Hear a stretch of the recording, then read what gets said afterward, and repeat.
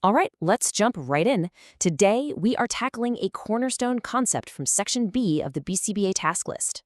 We're talking B7, the critical differences between unconditioned, conditioned, and generalized reinforcers. This is going to be a good one, so let's get to it. At the end of the day, it all comes down to this one big question, doesn't it? What is the engine that actually drives behavior change? And the answer, of course, is reinforcement. But here's the thing. Being a truly effective clinician means going deeper, really understanding the different types of reinforcement, and knowing exactly which tool to pull out of your toolkit and when. And for all of you studying for the big exam, this is why this stuff matters so much. Section B, Concepts and Principles, makes up a whopping 14% of your test.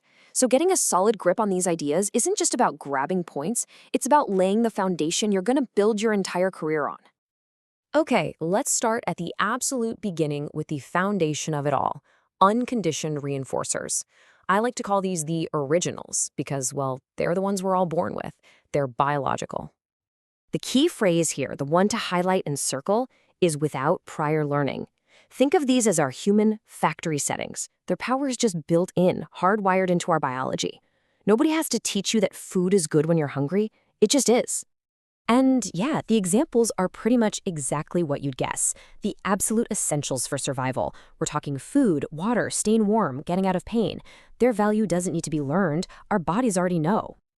So, what does this look like in a real session? Well, picture this. You're working with a young learner, maybe just starting out. Limited communication. A powerful, unconditioned reinforcer, like a tiny piece of their favorite cracker, can be your absolute best friend for building that initial trust and instructional control. It's often where we start. Okay, so we've got our innate factory settings, but obviously our world is much more complex than that. And this is where learning comes in. It's what brings us to our next category, conditioned reinforcers, or the learned motivators. This is so important. A conditioned reinforcer always starts out as a neutral stimulus. At first, it means absolutely nothing. A thumbs up, a sticker, a specific sound. It's just there. It only gets its power because we've systematically paired it with something that's already reinforcing. I absolutely love this analogy. Think of the pairing process like charging a phone. The praise, saying, "Good job," that's your phone. At first, it's neutral, no power. The edible, our unconditioned reinforcer, that's the power outlet. By plugging them in together, pairing the praise with the food over and over, you charge up the praise. And pretty soon, the praise all by itself has the juice to reinforce behavior. Here's a classic example you've probably seen. A little bell sound is completely neutral to a kid at first. But if you consistently ring that bell right before they get to go out for playtime, that sound gets charged up. It becomes a conditioned reinforcer.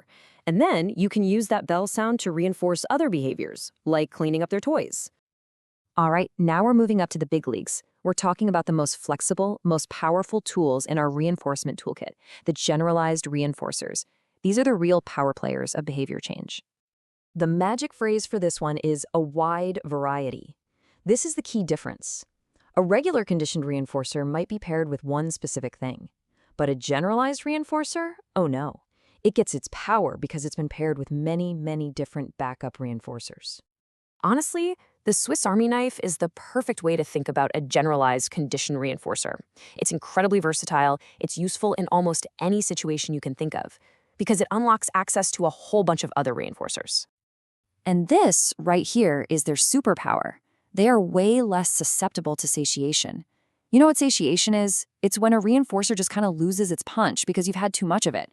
Like after a huge Thanksgiving dinner, more food is not going to be reinforcing. But because a GCR isn't tied to one specific state of deprivation or motivating operation, it's almost always effective.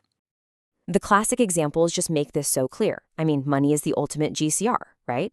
You can exchange it for almost anything. A token in a token economy works exactly the same way. That token gives a learner access to a whole menu of different backup reinforcers, which is what makes the token itself so consistently valuable. Okay, exam preppers, listen up. This is for you. Let's pull all this together and break down exactly how the BCBA exam is going to try and trick you on these distinctions. Welcome to the exam takedown. Exam alert. Seriously, this table is your cheat sheet. When you see one of these questions, just ask yourself two simple things. Question 1, does it require a learning history? If the answer is no, boom, it's unconditioned. If yes, it's conditioned. Okay, question 2. If it is conditioned, is its value tied to a specific MO, like only working when you're hungry, or is it valuable pretty much all the time because it's been paired with many things? That's the key difference between a CR and a GCR.